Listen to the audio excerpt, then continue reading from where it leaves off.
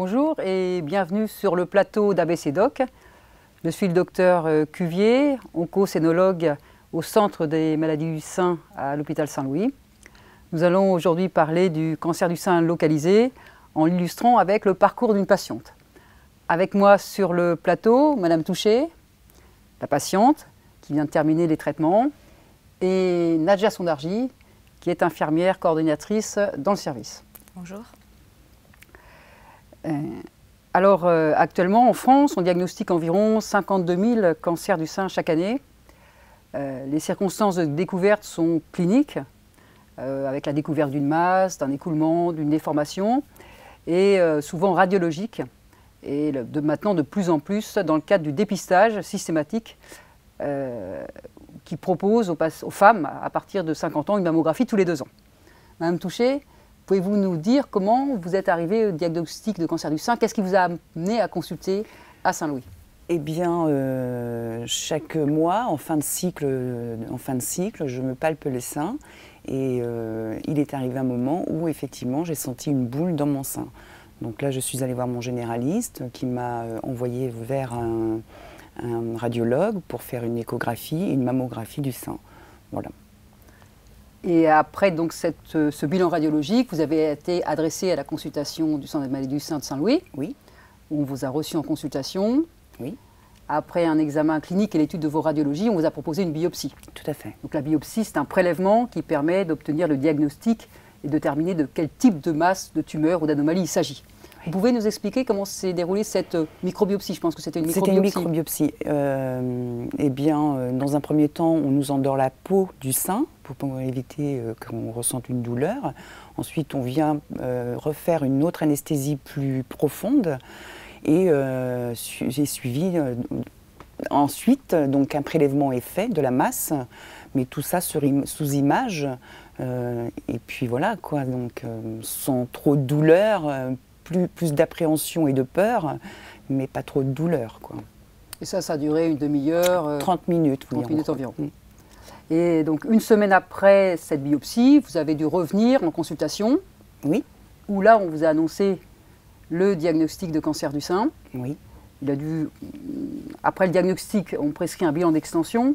Et en fonction de la masse, de sa taille, des caractéristiques de la tumeur qui ont été précisées par le résultat de la biopsie, là, on a établi un plan de traitement. Et dans un premier temps, on vous a donc proposé une chimiothérapie néoadjuvante, donc ensuite une chirurgie, ensuite une radiothérapie et curithérapie et hormonothérapie. Voilà, donc le traitement du cancer du sein implique presque toujours de la chirurgie, très souvent de la radiothérapie, en tout cas quand la chirurgie est conservatrice, c'est-à-dire qu'on garde le sein, très souvent aussi de la chimiothérapie, de l'hormonothérapie en fonction des caractéristiques de la tumeur, et dans 15-20% des cas, une molécule qu'on appelle une thérapeutique ciblée, l'herceptine, qui se délivre sur 1 an et qui vise aussi à diminuer les récidives. Donc vous avez commencé par la chimiothérapie. Oui. Les séquences peuvent varier en fonction de la présentation de la tumeur, de la taille, du type de tumeur, qui permet de savoir si elle est plus ou moins sensible à la chimiothérapie. Donc dans un premier temps, on vous a parlé de chimiothérapie. Oui. Et là, on vous a présenté à l'infirmière coordinatrice, Nadja, qui vous a reçu quelques jours après. Oui. Donc vous pouvez nous expliquer comment s'est passée, s'est déroulée cette consultation avec Nadja qui vous a expliqué le déroulement du traitement et les effets secondaires de la chimio. Alors, on m'a été présentée effectivement à Nadia, quelques jours après l'annonce de mon cancer, donc j'étais dans un état second. Je n'avais plus les pieds sur terre et elle a su effectivement me remettre un peu la tête à l'endroit, on va dire, afin de m'expliquer ce qui allait suivre dans mon traitement, les effets secondaires qui pouvaient forcément arriver tout au long de ces traitements, ce qu'on pouvait m'apporter pour pallier à ces effets secondaires. Voilà, quoi. C'est pas évident d'expliquer ce qu'on peut ressentir à ce moment-là. Elle nous explique effectivement la pose des cathéters, parce qu'il faut qu'on ait un cathéter central pour pouvoir recevoir la chimiothérapie. Parce que nous, moi avec mon idée, on me faisait une intraveineuse tout simplement, mais voilà, pour le confort du patient, il existe d'autres techniques beaucoup plus adaptées à ce genre de traitement. Et s'ensuit aussi toutes sortes de soutien moral qu'on peut avoir au sein de l'équipe qui nous suit. Des ateliers qui sont proposés aussi pour les malades durant leur traitement et après les traitements aussi. Voilà. Nadja, vous pouvez compléter un peu le déroulement de cette consultation sur le plan pratique et ce qui est proposé pour limiter les effets secondaires, améliorer la tolérance? Oui, bien sûr. Alors, ce qu'il faut savoir en premier lieu, c'est que cette consultation, cet entretien infirmière que Madame Touchet a eu, c'est vraiment un lieu de parole, un accompagnement, une écoute. Et je sais que quand je vous ai reçue, Madame Touchet, nous avons d'abord parlé de vos craintes, de vos angoisses sur le plan personnel, professionnel. Également affective aussi. Et puis ensuite, nous avons commencé à parler de votre traitement. Donc, je vous ai montré le cathéter, qu'est-ce que c'était, comment il était posé. J'ai pris le rendez-vous pour vous. Je vous ai également donné des conseils par rapport à la chute des cheveux. Je vous ai proposé de mettre le casque réfrigérant pendant le passage du traitement. Je vous ai également montré les moufles réfrigérantes pour protéger les ongles. Nous avons parlé de l'alimentation, je vous ai remis des ordonnances. Je vous ai également parlé de tous les soins de support que nous proposons au centre des maladies du sein. Et puis nous avons fait le planning ensemble. Donc je vous ai proposé des jours, tant bien que mal on a choisi également les horaires. Et puis vous êtes parti avec un dossier dans lequel vous avez les coordonnées des médecins, des psychologues, de l'assistante sociale, de la diététicienne, également le mien. Et je vous ai revu également plus tard, en sachant que cet entretien n'est pas un seul entretien. Les patientes peuvent revenir me voir quand elles veulent. Donc ça, je pense que c'est très important. Très important, oui. Voilà. Et je vous ai également dit où c'était le service, parce que c'est important aussi. Voilà. Donc à l'issue de cette consultation, vous aviez les dates pour vos 8 cures de chimiothérapie. J'avais effectivement toutes mes dates de chimiothérapie, mais j'avais aussi tous les examens avant chimiothérapie, les bulletins d'extension. Tout était pris, mes rendez-vous étaient pris, tout était organisé. Je n'avais juste à me laisser porter au rythme de tous ces examens jusqu'au jour J, donc le premier jour de la chimiothérapie. Qui est toujours un moment un peu difficile. Très compliqué, donc, oui. Pour améliorer la tolérance des traitements, pour améliorer la qualité de vie pendant les traitements, donc vous avez dit tout à l'heure, vous l'avez évoqué, on vous propose des soins de support. Donc quels soins de support vous avez bénéficié? Vous avez choisi de... J'ai choisi de faire un atelier maquillage, sachant que j'allais perdre mes cheveux, mes cils, mes sourcils. Et mon apparence physique a une importance, une grande importance. Et donc j'ai réappris à me remaquiller différemment pour apporter un visage pas malade, en fait, un visage lumineux. Pour qu'on puisse pouvoir sortir, se sentir bien auprès de nos proches et dehors, dans la vie courante. Et j'ai aussi fait un atelier sport, enfin je fais des ateliers sport qui a été proposé au sein de l'hôpital, donc entre autres l'escrime, la marche nordique, aujourd'hui le tennis aussi. Ce qui m'apporte énormément de choses. Ça m'enlève cette fatigue que j'avais auparavant. Ça me resociabilise aussi, parce que j'avais perdu ça durant mes traitements. Parce qu'on perd beaucoup de confiance en soi. On se sent un peu, pas diminué, mais je ne sais pas trop comment l'expliquer en fait. Je me sentais... J'avais l'impression de ne plus être ce que j'étais. Et ça me mettait en porte-à-faux vis-à-vis de plein de gens et de mon entourage. Je me sentais mal. Et le sport m'a réappris justement à reprendre confiance en moi, à pouvoir regarder les gens autrement et accepter un regard aussi sur moi. J'ai enfin enlevé la première fois, au bout de 2 séances d'escrime, j'ai réussi à enlever mon foulard, chose que je n'arrivais pas. Et ça a été une étape importante. Et là, je me suis dit, ça y est, j'avance. À ce moment-là, je me suis dit, j'avance. Et c'est grâce au sport, ça c'est certain. Vous l'exprimez très bien, ça c'est vraiment démontré. Vous avez cité la fatigue. Oui. Et actuellement, l'activité physique pendant les traitements, c'est la seule moyen de limiter la fatigue, en fait, pendant la chimiothérapie en particulier, mais aussi après, parce qu'il faut continuer, de diminuer les récidives. Donc vous avez pratiqué, vous pratiquez d'ailleurs le sport à Saint-Louis. Nadja, vous voyez d'autres soins de support dont on n'a pas parlé, qui sont importants, hein. Tout à fait. Alors c'est vrai que sur l'hôpital Saint-Louis, on a de la chance d'avoir une maison d'information en santé. Donc c'est animé par Nathalie André qui travaille en partenariat avec l'équipe soignante. Et donc on y trouve des brochures, des conseils pour mieux vivre au quotidien. Et donc elle peut proposer aux patients également de participer à des ateliers senteurs, des ateliers d'écriture, des groupes de parole, également des activités physiques et adaptées proposées par la CAMI, et puis une initiation également à la sophrologie. Voilà, donc il y a et puis, effectivement l'atelier Bel et Bien dont a bénéficié Madame Touché. Un moment formidable d'ailleurs. Oui, ça voilà. Et puis, ce qu'il faut savoir, c'est que c'est vrai que moi, je donne des conseils au niveau alimentaire, mais Madame Touché aurait pu bénéficier également d'une diététicienne qui aurait pu lui donner des conseils diététiques.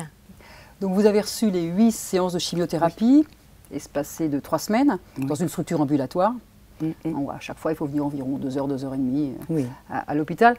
Pouvez-vous nous dire à quel point ça a modifié, changé, impacté votre vie personnelle, sociale? Alors sur le plan professionnel, déjà, moi j'ai arrêté de travailler. Psychologiquement, je n'y arrivais pas. J'étais dans la maladie et non dans le travail. Donc j'ai arrêté complètement le travail. Au niveau de ma vie sociale, forcément, elle s'est aussi limitée à mon entourage proche. Je vivais au rythme de mes chimios, donc aussi au rythme de ma fatigue qui s'était installée au fur et à mesure de ma chimio. Donc forcément, socialement, on se met un peu à l'écart.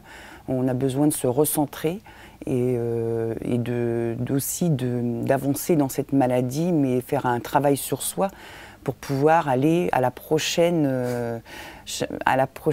chimio, parce qu'on a des périodes de grande fatigue, mais on a aussi des périodes où on se sent mieux. Ces moments-là, il faut les privilégier avec sa famille et leur montrer que tout va bien, pour les rassurer, parce qu'ils ont besoin d'être rassurés eux aussi. Donc en fait, il faut effectivement savoir dire qu'on est mal, mais il faut savoir aussi leur montrer qu'on a des périodes de bien pour les rassurer. Très bien. Et donc la chimiothérapie, c'est terminé. Oui. Et que vous a-t-on proposé ensuite? C'est ce qu'il a fallu faire ensuite? Le grand point, oui, la chirurgie, qui m'a fait très peur aussi. Mais toutes ces étapes-là, effectivement, font peur. À chaque fois qu'on franchit une étape, la chimio est une étape, ça fait peur. La chirurgie fait très peur aussi, parce que le fait d'être endormi, enfin voilà. Et de savoir qu'est-ce qu'on va retrouver, comment on va redécouvrir son corps après. Donc tout ça, ça met des angoisses. Et effectivement, la chirurgie s'est passée bien, ça s'est même très bien passé, avec beaucoup d'appréhension, mais avec un résultat formidable, quoi.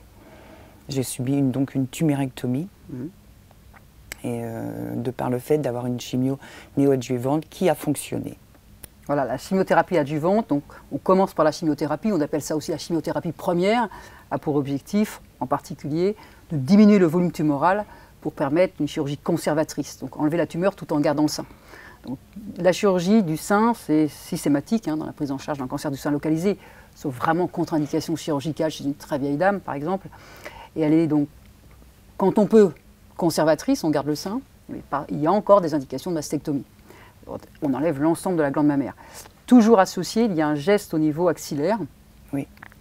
Donc on enlève dans la région du creux axillaire des ganglions, plus ou moins, ça dépend du type de tumeur, qui sont aussi analysés et qui sont importants pour déterminer la suite du traitement, dont la radiothérapie que vous avez évoquée et qui vous a été proposée ensuite. Alors pour revenir à la chirurgie, la plupart du temps elle effectue en hospitalisation, oui.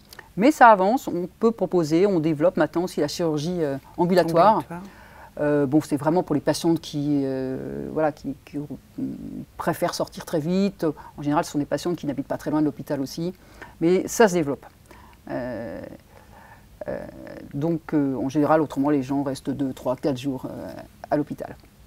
Et après la chirurgie, donc, vous avez reçu la radiothérapie. Et vous expliquez un peu comment ça se passe? Donc la radiothérapie, nous avons dans un premier temps 3 rendez-vous pour des prises de marquage, pour marquer ou cibler, je ne sais pas trop, la radiothérapie. Nous avons aussi un rendez-vous avec un radiothérapeute qui nous explique un petit peu comment tout ça allait se passer. C'est complètement indolore, effectivement.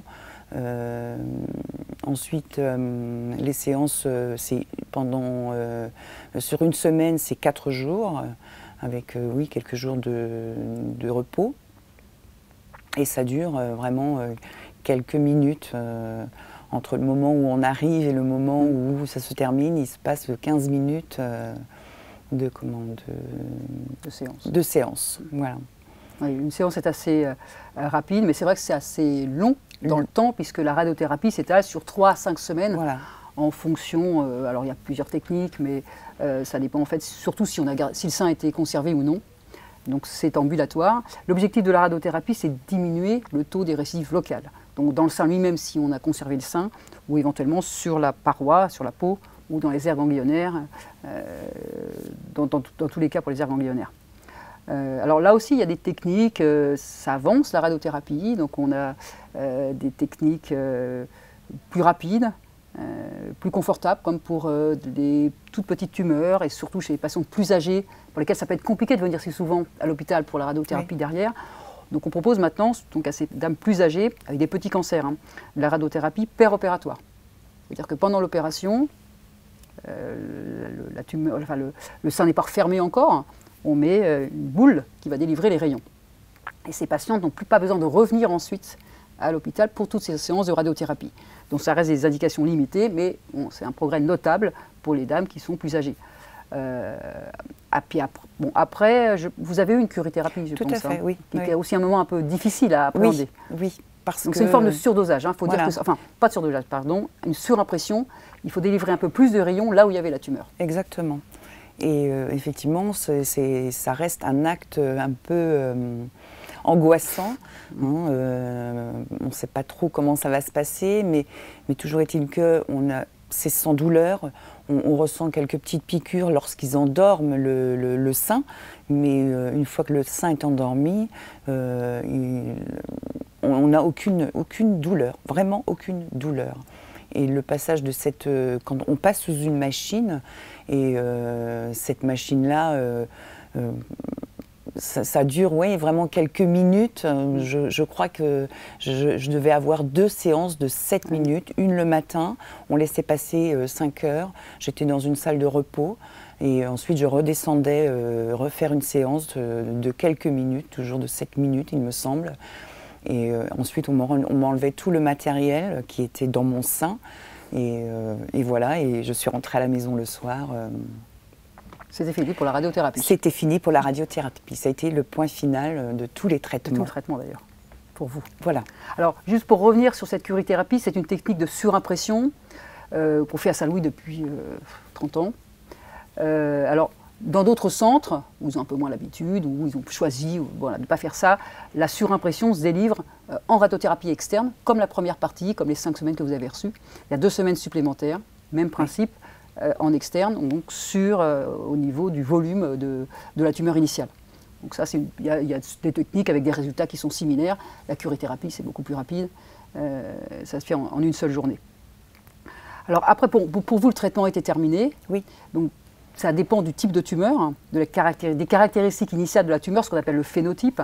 On regarde au départ au niveau des biopsies sur la pièce tumorale si les cellules cancéreuses expriment les récepteurs hormonaux ou des récepteurs pour des facteurs de croissance qu'on appelle HER2 qui peuvent faire poser l'indication de traitements complémentaires après la chimiothérapie, la chirurgie, etc. Alors d'une part, l'hormonothérapie, ça concerne environ 2/3 des patientes. Donc les tumeurs sont hormonosensibles, ça a été déterminé donc, par l'étude histologique de la biopsie. Et on propose à ces patientes, après la chirurgie, la chimiothérapie, 5 ans d'hormonothérapie. Le type d'hormonothérapie dépend du statut de la patiente au moment du diagnostic, c'était ménopausée ou non. Donc l'objectif de l'hormonothérapie, comme la chimiothérapie entre autres, c'est de diminuer les récidives, en particulier alors, dans le sein, dans l'autre sein, mais aussi dans un autre organe, donc d'éviter les métastases.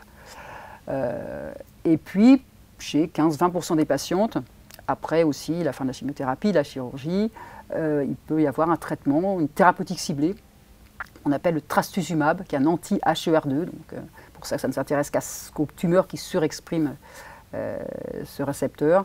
Et ça, sont des perfusions encore pour un total d'1 an. Donc, derrière, le traitement encore poursuivi à raison de 14 injections. Parce que ça commence un peu avec la fin de la chimiothérapie. Donc, on avance. Dans ces cancers du sein localisés, vous voyez, on a pas mal de thérapeutiques qu'on associe diversement en fonction du type de tumeur. Les thérapeutiques ciblées, ça avance énormément. Il y a beaucoup de recherches, en particulier pour les cancers du sein beaucoup plus avancés après récidive. Dans le traitement adjuvant, on a le trastuzumab actuellement. Il y a des molécules de cette famille qui vont être utilisées bientôt systématiquement en néoadjuvant aussi pour les patients dont les tumeurs surexpriment ce facteur de croissance, enfin ce récepteur du moins. Donc on avance beaucoup. Le traitement est adapté à la présentation de la tumeur, au type de tumeur, aux cellules, à l'extension de la maladie. Et on guérit maintenant vraiment la très très grande majorité des cancers du sein, quelle que soit leur présentation, quel que soit leur type. Donc vous avez fini, Madame Touchet, vos traitements. Et pouvez-vous nous dire comment vous vous sentez maintenant? Est-ce que vous vous sentez changé? Est-ce que votre vie a changé du fait de... Physiquement, forcément, je me sens mieux. Physiquement, je parle bien. Psychologiquement, on se sent... j'ai encore du travail à faire sur moi. J'ai encore, oui, beaucoup de choses à revoir, mes priorités. Une angoisse permanente, quand même, la peur de la récidive, toujours. Mais par contre, une envie de vivre beaucoup plus grande qu'avant.